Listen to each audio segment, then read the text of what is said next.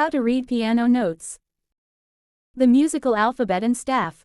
The musical alphabet, like the English alphabet, consists of 7 letters: A, B, C, D, E, F, and G.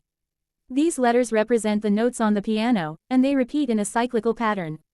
The musical staff is a set of 5 horizontal lines with 4 spaces between them. This is where the notes are written, and their position on the lines and spaces determines their pitch. Clefs. Treble and bass. 2 main clefs are used in piano music: the treble clef, also known as the G clef, and the bass clef, also known as the F clef. Treble clef. This clef is typically associated with higher notes and is usually played with the right hand. The treble clef symbol circles around the G line, which is the second line from the bottom of the staff.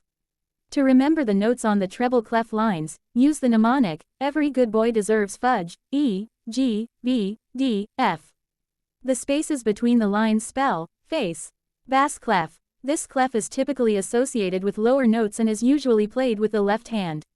The bass clef symbol has 2 dots on either side of the F line, which is the 4th line from the bottom of the staff. To remember the notes on the bass clef lines, use the mnemonic: good boys do fine always, G, B, D, F, A. The spaces between the lines spell all cows eat grass. Middle C and ledger lines. The note middle C sits between the treble and bass clefs.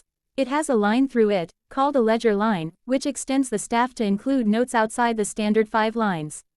Ledger lines are used for notes that are too high or too low to fit on the regular staff. Note values and time signatures. The note value determines how long a note is held. Common note values include whole note. A whole note is worth 4 beats and has no stem. Half note. A half note is worth 2 beats and has a stem. Quarter note. A quarter note is worth 1 beat and has a stem. Eighth note. An eighth note is worth half a beat and has a stem and a flag. 16th note. A 16th note is worth a quarter of a beat and has a stem and 2 flags. The time signature is located at the beginning of a piece of music and tells you how many beats are in each measure.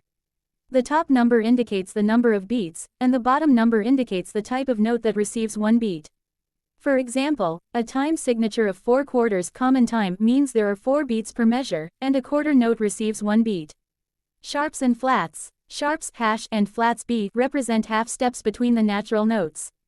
A sharp raises a note by a half step, while a flat lowers a note by a half step. They are indicated by symbols placed next to the notes on the staff.